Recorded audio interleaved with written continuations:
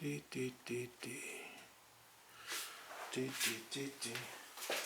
everybody,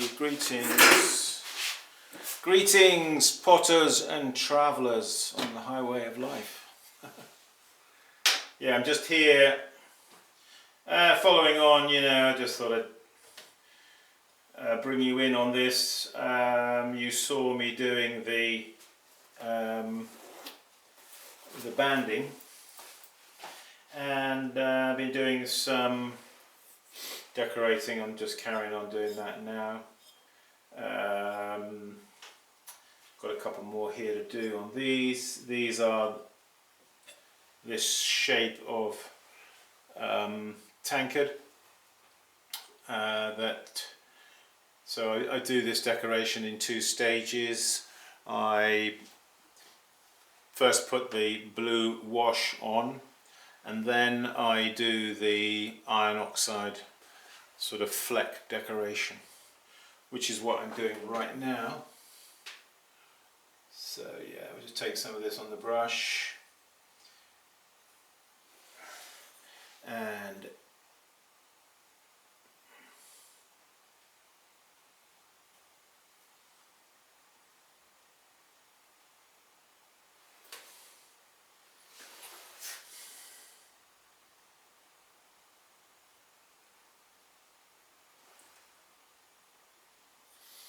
nice sunny end to the day. It's pretty cold here. Pretty cold. We are, 20th of December, a few days before Christmas. Happy Christmas to everybody. Merry Christmas, Happy Christmas. And hope you're all doing very well out there in these strange times in which we're living.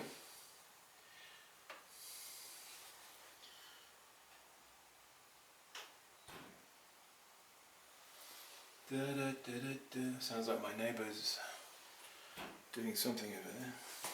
Can you see what I'm doing here?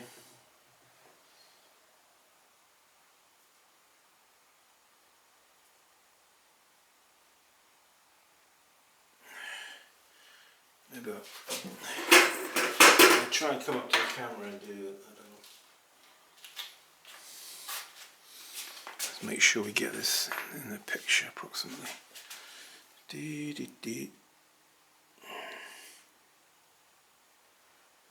Yeah, so when you're doing brushwork, you'll notice here this line I just did here. This decoration is basically in two or three parts, I guess. First of all, I put a dot there, and then I draw a line down, and then I do all the flecks. And yeah, what I was going to say is, if you get a broken line like that, don't be tempted to come back over and try to make it one continuous line. It doesn't need to be. Seriously, it doesn't.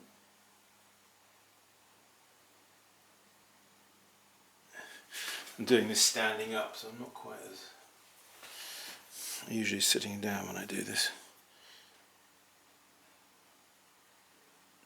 The idea is that these flecks, as they get down towards the bottom, they get they diminish, they get sort of smaller, you see. Okay, that's that one. Okay, let's just bring the camera.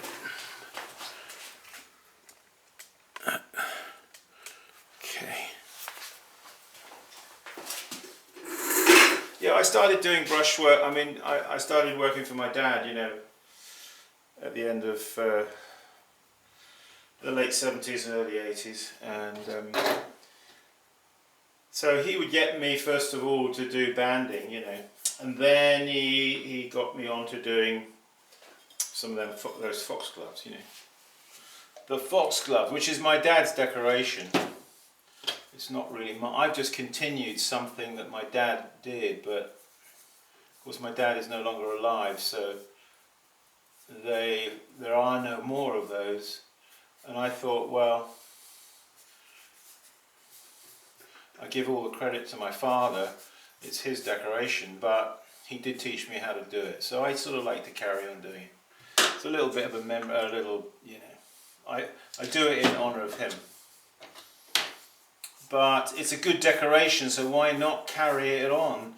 Why does it have to end just because he passed away, you know, at a ripe old age? After having probably done, I don't know, thousands upon thousands of those foxgloves. And they're out there, you know, old pots of Dad's are out there. Okay, so what we're going to do is here. This decoration I'm doing now is not one of my Dad's, it's one of my own designs. And maybe we can come up here again and try and do this. So basically what we're going to do is I've loaded this brush up. This is just a regular brush, you know, it's nothing fancy. It's one of those sort of, I guess the bristles are nylon. They work actually quite well for this, I find. So I'm going to do a line down. I'm going to do lots of lines down. Let's just do one here. Okay, so you're just going to go down like that.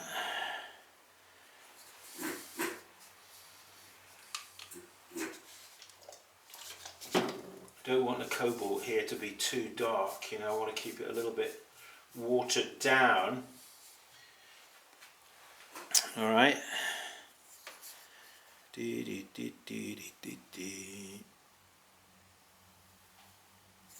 Lovely sunshine coming in, isn't it?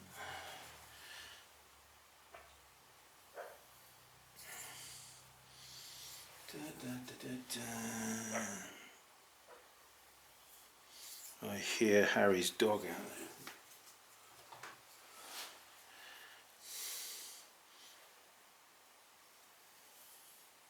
Okay, so if you do the line down, you see now, you see here, maybe the bristles, they parted and it left that bit like that down there, same there. Again, don't go over it again, don't go and load up and try and go over it, because you get a double thickness, you see, and that would really spoil it. Okay.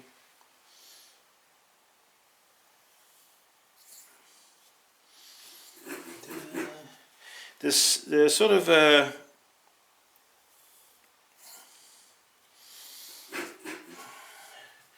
you're working to a sort of idea in your mind, but you can be a little bit carefree about it. You haven't got to be too tight, you know. You don't want to be too tight. So that, you see that there? Okay, so let's now we're going to do another part of the decoration. Put a dot and then a line.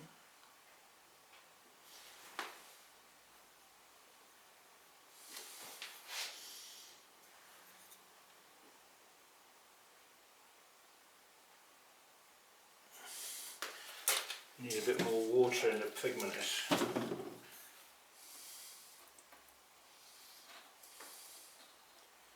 Not quite flowing off the end of the brush like I wanted it to.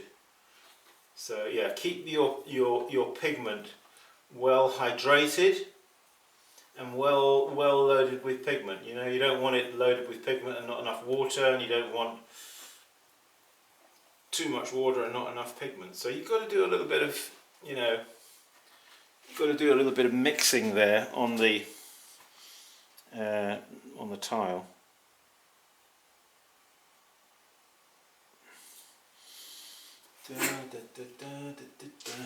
Yeah, in some ways these kind of decorations are, if you can do them loosely, or fluently I should say, probably the word, isn't it? Fluently.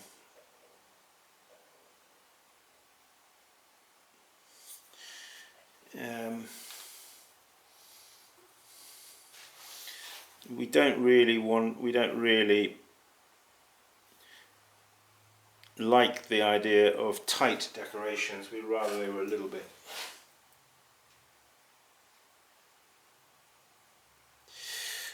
loose, a little bit, you know, not too rigid.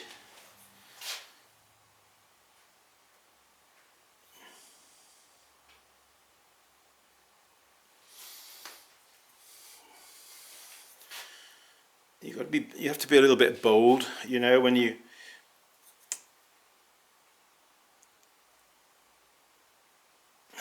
commit with the brush. Don't be hesitant. Hesitancy is your enemy. Don't be too careful, you know. Don't be too careful.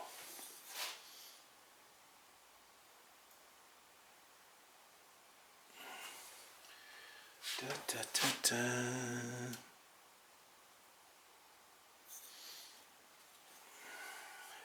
Yeah, this particular decoration has quite a lot of work done in it, involved in it, I suppose, as opposed to the foxglove, which is much more quickly applied. This one is much more involved with more pigment, more brush strokes, more labour, you know.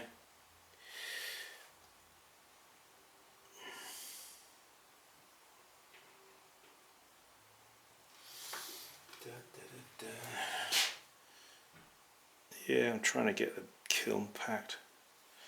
Of course, now we've hit this freezing cold weather. We'll do the best we can.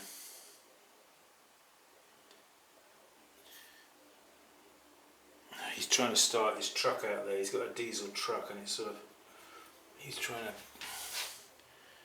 turn it over.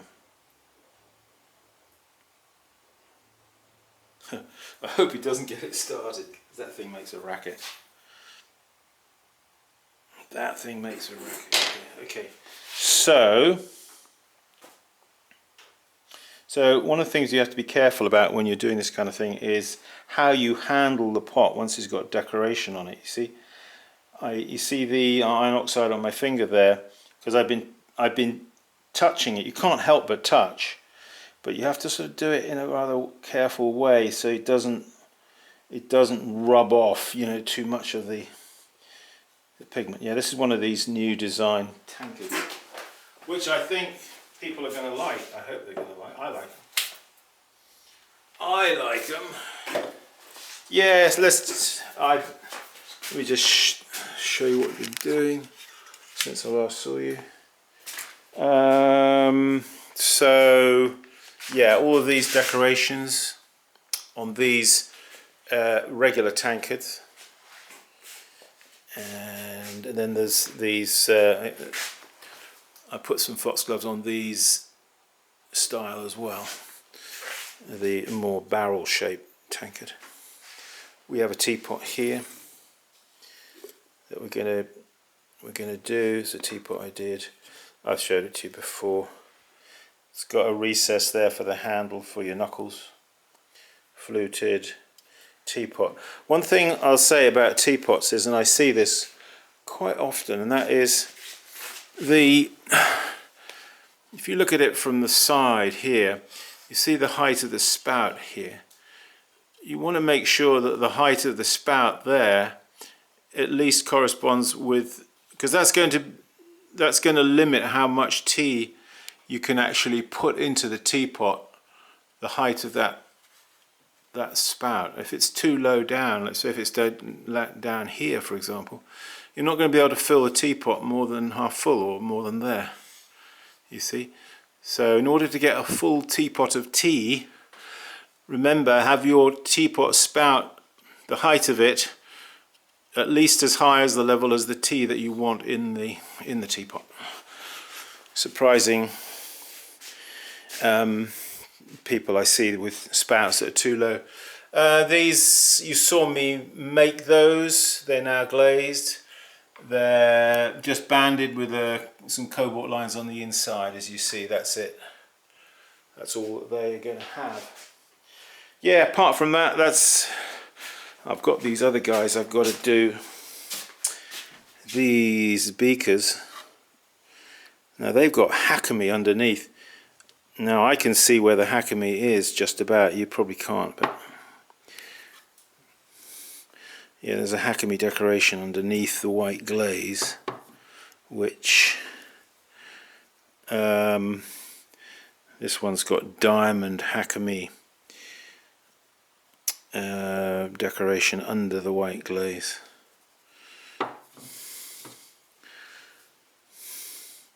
Yeah, that's a thing just to be wary of. When you're putting a glaze on top of something, it's not always obvious exactly where the hakami, you can see it's raised up a little bit, and you know, I can see where that is now. Alright folks, just to bring you up to date with what I'm doing, I've got to carry on, I've got to do all those. These guys down here are going to be for wood ash spray on the outside. Those.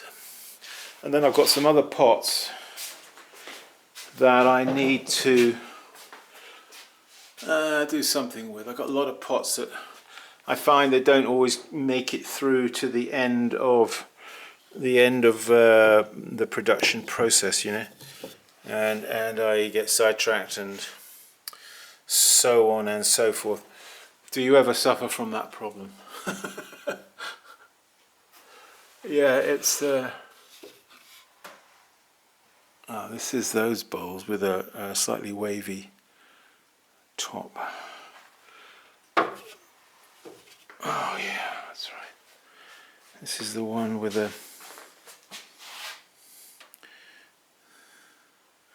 impressed seashell on the outside. You notice how the clay is going darker there?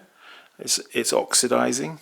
When it oxidizes, it can change colour, the clay, or at least this clay does. See, that one has gone a darker colour. It doesn't make any, it doesn't affect anything. Yeah.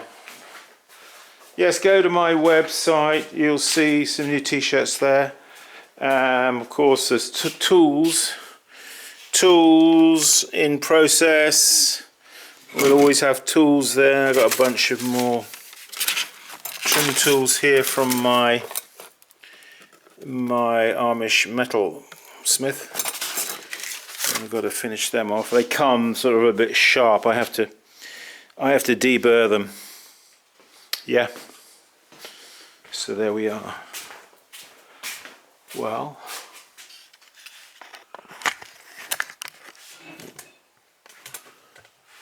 there we have it. There we have it. Another video, another day, another day, another day in the pottery.